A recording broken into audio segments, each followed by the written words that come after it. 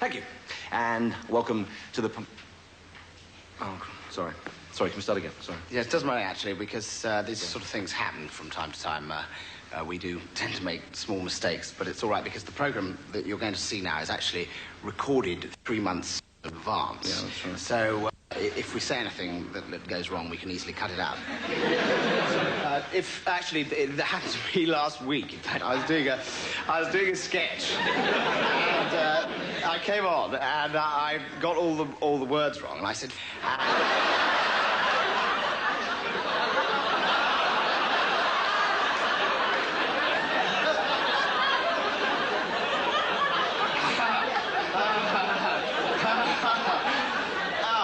It again.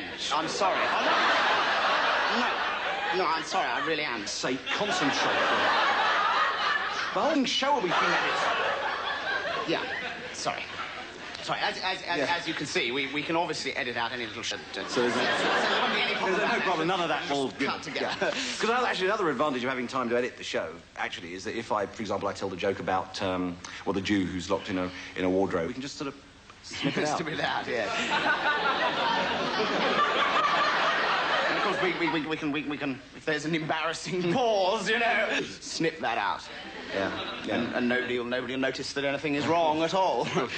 Yeah, because, the 3-month delay does have its disadvantages. I mean, for example, if we were doing a funny sketch about, Sweden, let's say, for example. That's if we could find anything funny about Sweden.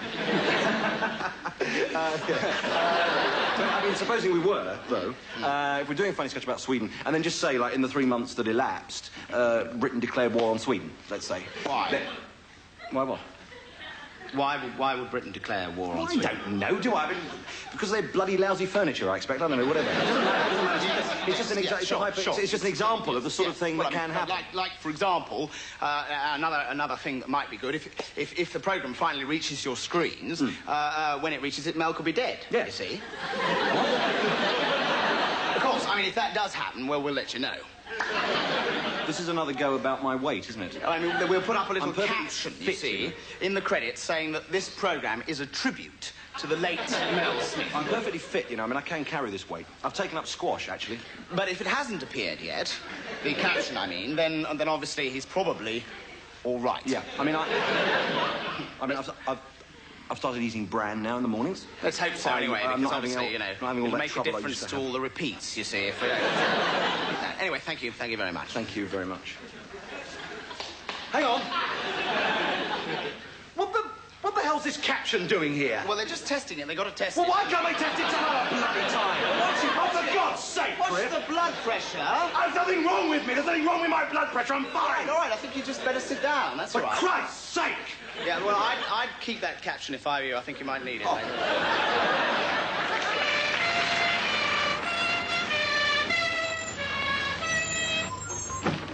When you least expect it, disaster can strike. Accidents, like this one, are happening every day. Scalpel. Ah! Oh, my God. That's impossible. What is it, Doctor? Oh, dear me. I won't operate. Stop that. Have you gone stark raving mad? This man's going to die if... I don't believe it. What is it? More lives are lost every year through dirty underpants than any other put in today's hospitals. Remember, you have a choice. You never know when an accident will happen. Yes, you know, it's really disgusting and disturbing.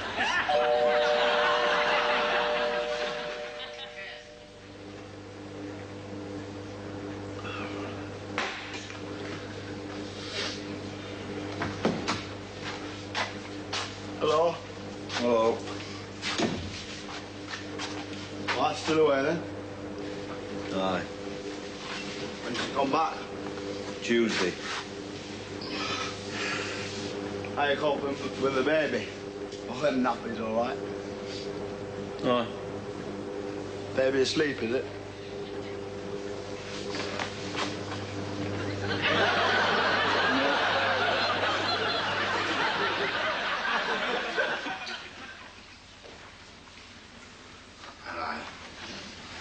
St. Lloyd's Bank in Chiswick High Street. He says it is. Wants to speak to him then? I want to speak to the manager. He's just getting him. Hello. Hargreaves. It's him. Well, tell him what to do then. Hargreaves, I want you to put £20,000 in used notes in a carrier bag in a telephone box. He says why. Well, tell him why. Hargreaves, just do what we say. Otherwise, your wife could have a rather nasty accident.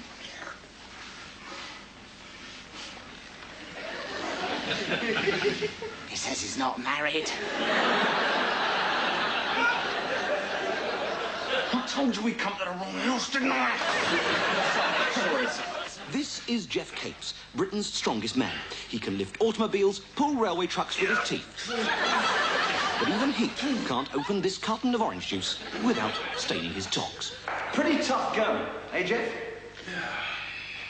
You know, it's almost as if these cartons of orange juice have been specially designed in order to spill orange juice all over your clothes. An absurd notion, isn't it?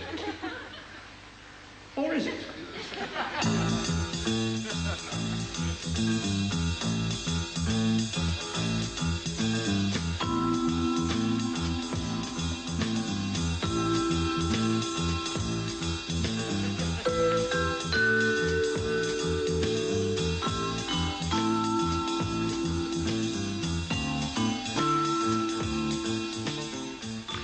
Our research has shown that cartons like these boost the sales of orange juice by 62%. Frightening enough. But is there a more sinister reason behind the spillage phenomenon? A ludicrous idea. Or is it? The Right to Know tracked down the man responsible for the design and manufacture of these cartons. His name is Nigel Sims, and he lives in this house. And we're going to confront Mr. Sims now. Mr. Sims? Open up, Sims. It's the BBC.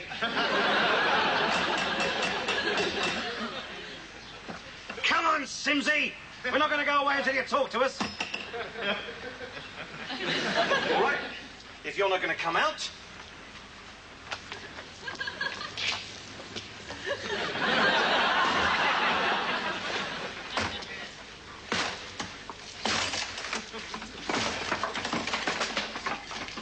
There's no hiding from the BBC. Now then, Mr. Sims. Yes. Sims! Yes, can I help you?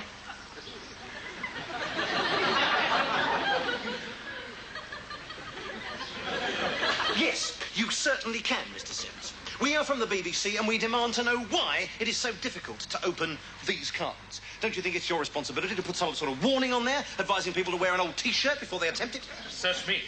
Now, come on, Mr. Sims. Come on, don't try to cover up. Aren't you the chief shareholder of Sims Packaging Limited, the firm responsible for making these cartons? I think you've got the wrong Sims. I'm in office stationery. Oh, I see. I bet you can break me if you want. I mean, if I get on the television, I'm in it. No, I'm really sorry. You're Julian Enderby, aren't you? Yes, I am. Took a package of paper clips once, and I knew there was no shop, but Yes. Eventually, thanks to painstaking research, we were able to track down this man, the elusive Mr. Sims. We secretly filmed Mr. Sims on March the 6th of this year, meeting with this man.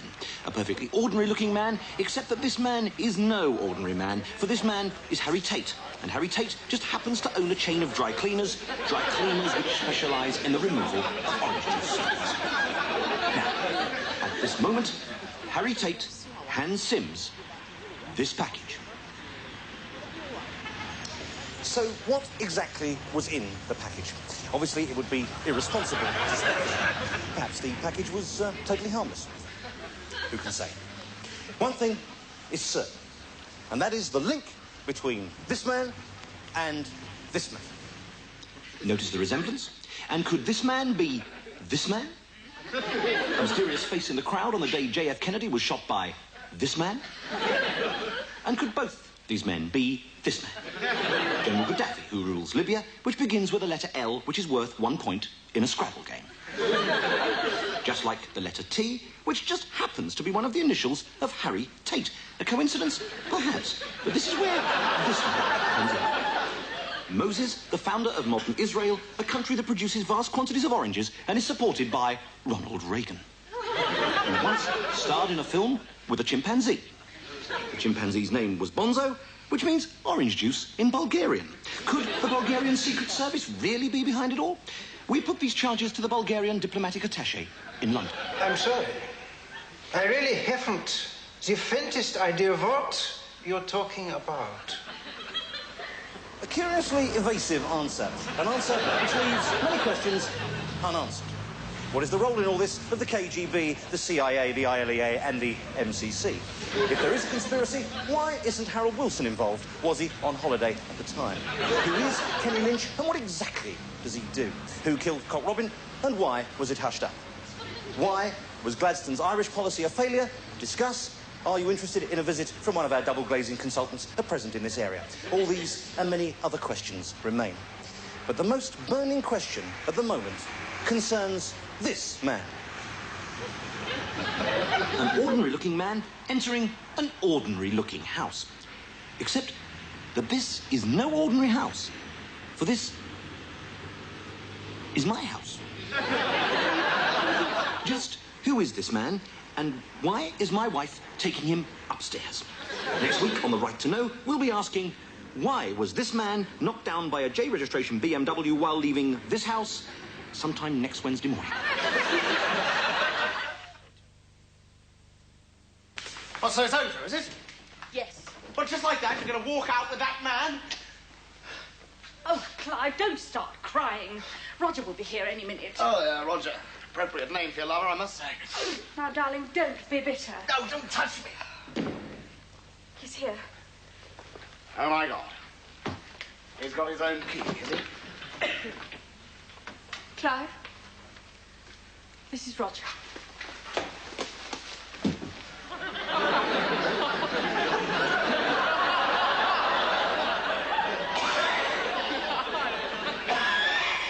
Hello, Roger. Come on in.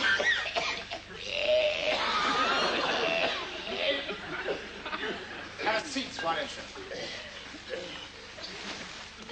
Help yourself to a drink. I expect you know where it is.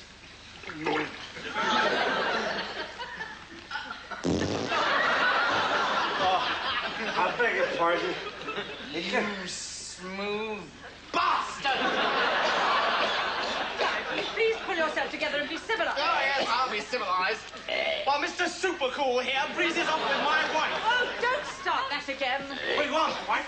Well, have you forgotten after 6 years you jump into bed with the first man who takes your fancy? It wasn't like that. Well, it was just one of those things. We met, we were attracted. It was sexual chemistry. I can't explain Well, it. let's ask Roger to explain it, shall we? Now, you must not blame Roger. He didn't want this to happen. He fought against it. We both fought against it. Don't kid yourself, Marjorie. You were just a couple of butterflies having a fling. You didn't care about anybody else. Oh, that isn't true. Roger, you tell him. Tell him how we were swept away in a tide of passion, too powerful to resist. Yes, come on, Roger. Come on, Roger. Don't play the silent mystery man. Let's hear your side of it. You want sandwich or I ain't half hungry. Yeah? Yeah, my missus put me on a diet. Did she? Yeah, she put me on that. She's got this book, see, called the Beverly Hills's H-bomb diet. And like every day, I have to eat a specific amount of things I have to eat. What sort of tiny amounts? Oh yeah, tiny. Well, this is my 5th day. Oh yeah. Yeah. What have you got to eat today then? I don't know. Huh? I ate the book. I was so hungry.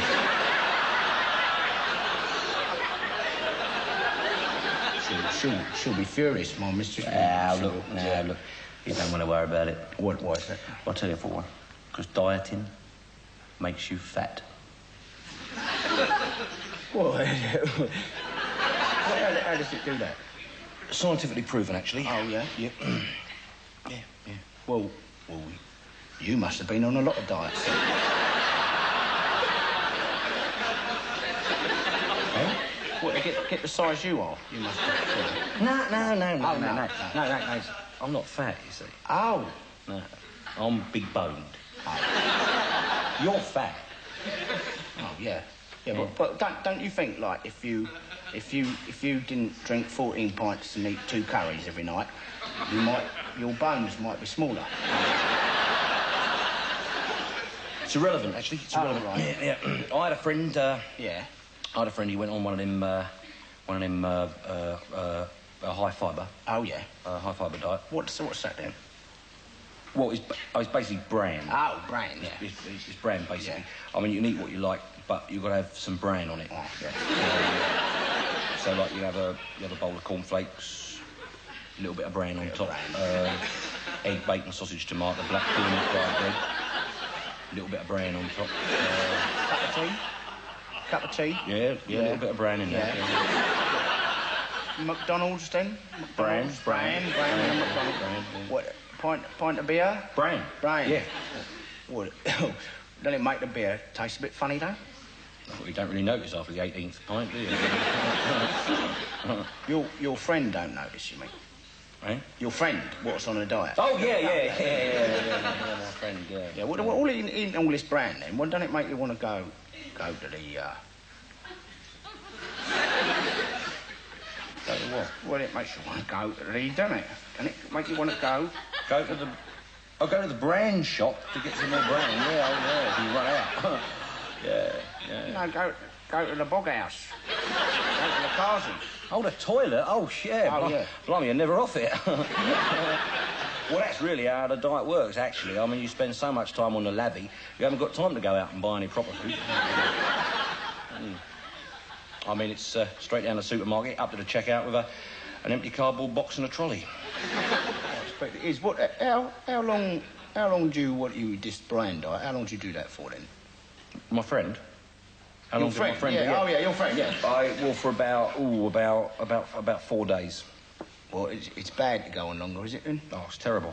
Terrible. I mean, you run out of bog paper, don't you? Oh, it gets desperate. I mean, you try a kitchen roll, newspapers, you try unravelling that cardboard bit in the middle of the bog roll. No, it's no good. It's no good. No. So your friend then? What did he didn't lose no weight? He lost 4 stone. Yeah. Right, 4 stone. He ate 1 chocolate biscuit and put it all back on again. That's sad, isn't it? That's sad. Well, I don't know. I think it's nature, really, isn't it? I mean, it's your metabolisms, I think. What's that then? Well, I mean, if you've got a problem with your metabolism, I mean, basically, you're buggered, really. Yeah. Why don't you stop eating them then? Why don't you say to your missus, I don't want to eat any more of these metabolisms? And you just put them on the side of your plate. See, No, you don't understand. No, you don't eat metabolism. Oh, right. No, they grow inside you. Oh, yeah. And then you've got them for life, really. What, like piles? Sort of, yeah. What, don't you think, though, like, if you can't diet, you should do that exercise thing? You do exercise. Oh, no. No, exercise makes you fat. What, it does It does. What about that Jane Fonda woman? Enormous. Jane Fonda? Obese. Well, I've seen her on the telly, she's dressed with all those girls in them leotards, and they're wiggling about, doing that erotic dancing. No. Basically, it's on television, it's all trick photography, see? It's all done with mirrors. Yeah. Well, I mean, take Twiggy. Yeah. Twiggy. Twiggy? Yeah. Should be called Trunky. I mean, she is one pile of flab. What's disgusting. So there's no dieting and no exercise. Don't do you no good. That's right. I mean, I would have to run a mile to get rid of what calories I get out of every pint of beer that I bought. Oh. Well, that's all right then, isn't it? Hmm? Well, you usually run a mile before you buy a pint of beer anyway, don't you?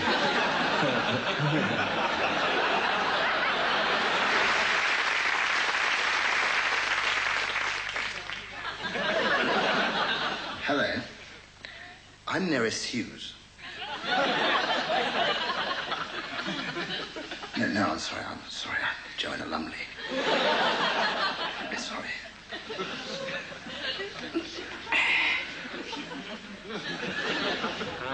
Ladies and gentlemen, sorry to interrupt the programme. We have come to a rather sensitive moment. We are known as radical comedians, and occasionally we are expected to push the bounds of comedy a little bit further. Nature of what can be achieved in the comedic form. This next sketch is... It's been described as deeply contentious. It's certainly irrelevant, irreverent. It's very deeply felt. I'd prefer to think of it as an indictment of bourgeois morality. Yeah, basically, it's shit-hot porn. And we've got to face up to it. There are people who are liable to be offended by this sketch. It would be better if you didn't watch, okay? Could you turn off now, please, if the spectacle of raw sex is likely to offend? Okay. Right, on with the porn.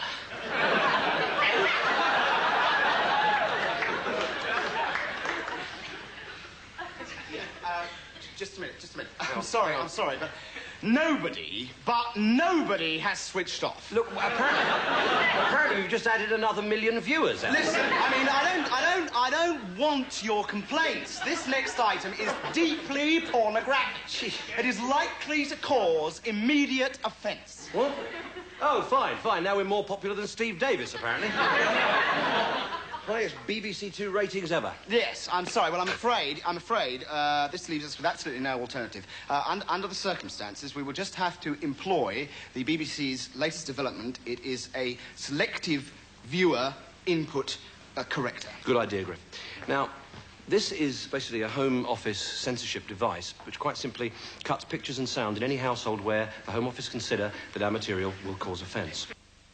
Well, you have not been chosen to take part in the extension of the bounds of comedy that is currently happening on BBC Two. So, in the meantime, here is some music.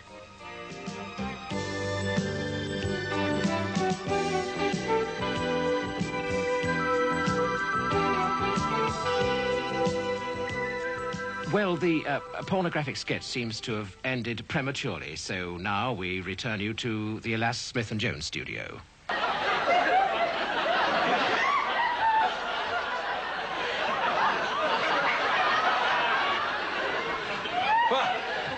Well, that was a bit of fun, wasn't it? Thank you very much. And ladies and gentlemen, can we have a special round of applause for the donkey? Yeah!